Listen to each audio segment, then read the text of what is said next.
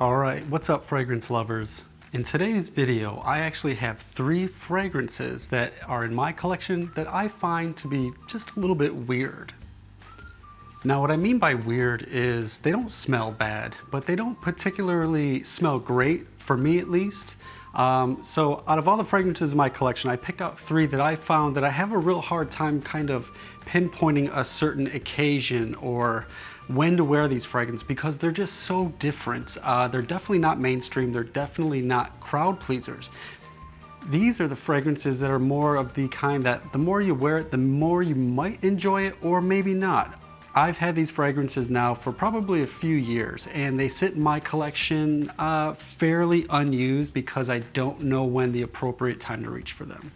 Okay, so the first fragrance we're going to talk about is Calvin Klein Reveal Men.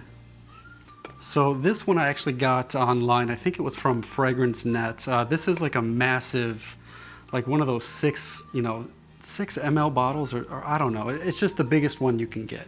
And I think I paid only 35-40 bucks. So I thought it was a steal, but then again, it was a blind buy.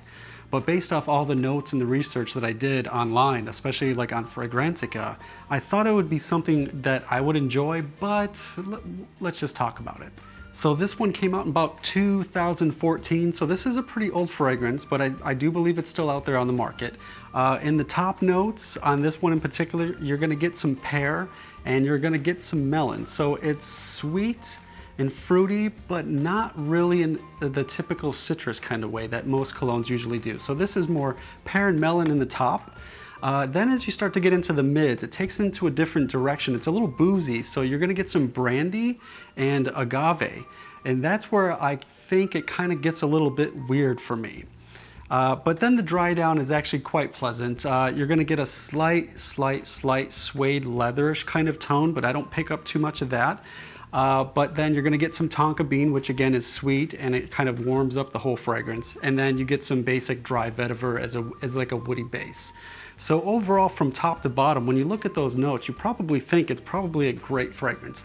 And don't get me wrong, it smells decent, but it's just one of those weird ones that I have a hard time grasping when to wear it. So after looking at all these note breakdowns, what I get on my skin is this very sweet, pillowy, it almost smells like marshmallows, but it's not necessarily marshmallow. I do get like a marshmallow kind of vibe from this, and I do get a very slight bit of kind of like licorice.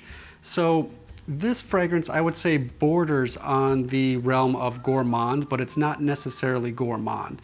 It's definitely warm, it's definitely sweet, and yes, it is a little bit boozy, but it's just one of those weird ones that every time I spray it on, I'm just like, it doesn't wow me. It's nothing great, but it definitely is different. It's definitely weird, at least in my opinion. It's a weird fragrance. Love it or hate it, it's open to debate, but me, it's kind of like those middle of the road fragrances that I really don't reach for that often because of that. It sits pretty close to the skin. You don't get much projection, but the longevity is decent. You get the standard, I would say, maybe 5 to 6 hours out of this for the toilet version that this is. But again, Calvin Klein Reveal Men, it's just too weird for me. So fragrance number 2 on my list that is a little bit weird for me that I have a hard time figuring out when to wear it is from the house of Bond No. 9, and this is Marriage Equality.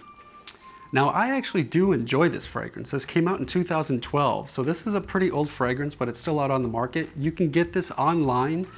I think you could even get testers. This one I got here was a tester bottle that I purchased for like $60, $70 for a full 100 ml.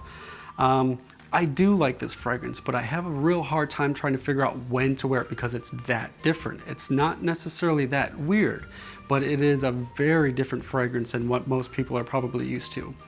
So I would probably classify this more of again, a slightly gourmand, slightly spicy, but definitely warm fragrance. This is perfect for fall, even borderline probably wintertime as well.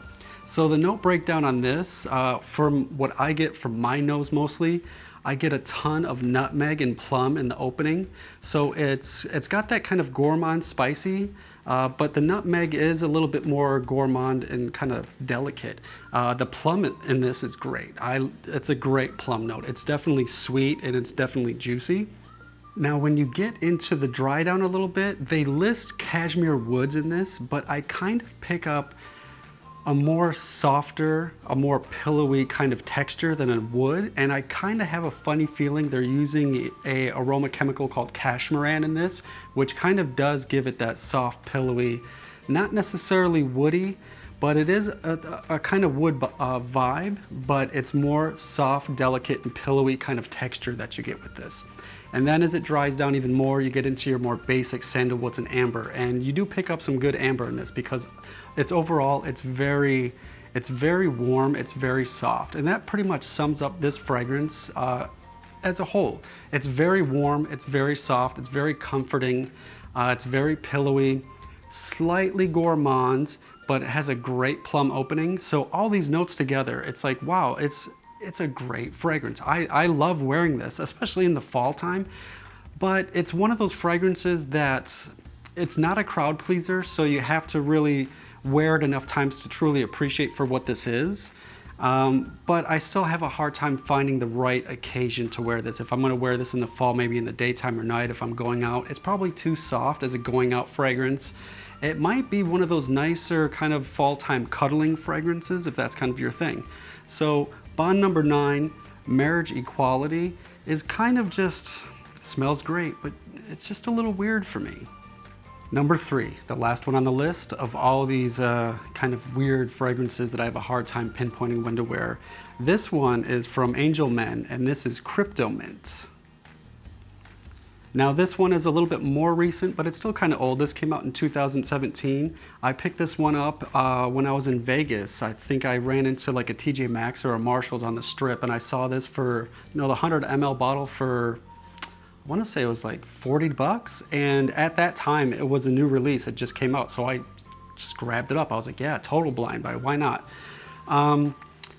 It's slightly gourmand, and let me explain. So in the top, the name Kryptomint, hence you're probably going to know where this fragrance goes. There is a definite prominent mint note in the very top opening, but as it dries down, this is a more simplistic fragrance. You get mint, and then it comes down into more of like a chocolate gourmand vibe with a little bit of tonka bean and a little bit of vanilla, and then in the very, very base where it settles down is more of like a little bit of a earthy kind of patchouli. So, but overall, this thing, to sum it up, and a lot of people that probably do their research on this one know this already, it smells like Andes chocolate mint candies, those little tiny candy bars that are wrapped in foil, the green foil, but made by Andes. And that's pretty much what this smells like. It smells like if you melted down an Andes mint and just rubbed it on your skin, that's what you're gonna get from this. So, it's a good fragrance. It's definitely probably more gourmand than the other two that I mentioned here, but it's one of those weird ones where, again, I have a hard time pinpointing when I should wear this because it's definitely a fall, probably leading into the winter time kind of sense, but it's a lighter gourmand. It's not a very thick gourmand. It's very light for me because the mint note kind of throws your nose off a little bit, thinking it's gonna be this zesty, bright, fragrance, which the opening kind of is, but as it dries down, it gets very gourmand, very chocolate and very vanilla and tonka bean. So it's a warm fragrance, but I have a hard time figuring out when I would wear something like this. Maybe I would probably wear this in the fall daytime, like just average going out, general wear, definitely not a going out, definitely not a crowd pleasing fragrance. But again, so Amen. Kryptomint, it's just a little too weird for me, and I don't know when to wear it.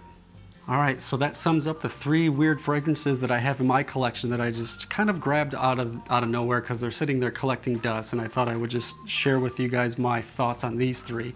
Now, don't get me wrong, these are pretty decent fragrances. There's a lot of fragrances that I really don't hate. I just have a hard time figuring out when to wear them and when they're appropriate for wearing. And these 3 kind of fit that kind of profile for me, so I thought I would just share that video. So if you feel differently, if you pick up different notes, or if you find that these are great fragrances for you, leave a comment below. Let's talk about it. It's an open debate, okay? So with that being said, until next time.